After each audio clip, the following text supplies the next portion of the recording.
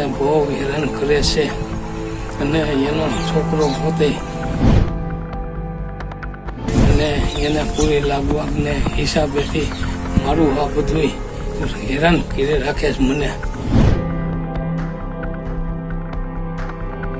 એટલે હું મારી રીતે મારું પગલું ભરું છું. શું ખેડૂતનું જીવન આટલું સસ્તું છે?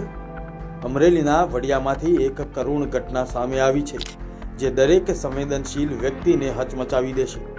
રસ્તાના વિવાદમાં પીસાતા એક ખેડૂતે આખરે મોતને ગળે લગાડ્યું છે.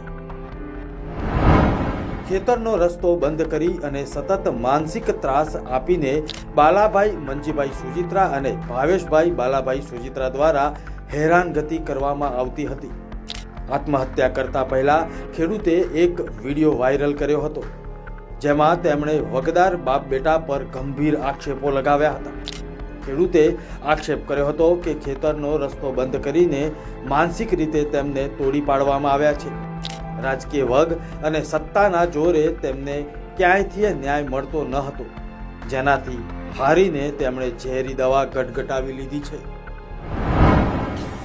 બાલાભાઈ મંજીભાઈ સોજિત્રા મારો રસ્તો બંધ કર્યો હોવાથી મને બહુ હેરાન કરે છે અને એનો છોકરો પોતે એને બેથી બહુ દબાવે છે અને એને પૂરી લાગવાને હિસાબેથી મારું આ બધું હેરાન કરી રાખે છે મને.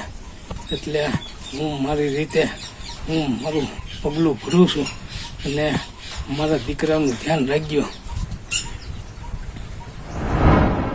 2 દિવસ હોસ્પિટલમાં જિંદગી અને મોત વચ્ચે ઝોલા ખાધા બાદ આજે ખેડૂતની શ્વાસની દોરી તૂટી ગઈ. પોલીસે ગુનો તો દાખલ કર્યો છે, પણ સવાલ એ છે કે શું વગદારો પર પોલીસનો સકંજો કસાશે? પરિવારને ન્યાય મળશે?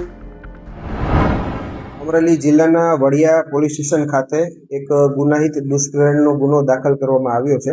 આ ગુનો બીએનએસની કલમ 108, 351(3) તથા 54 મુજબ દાખલ કરવામાં આવ્યો છે.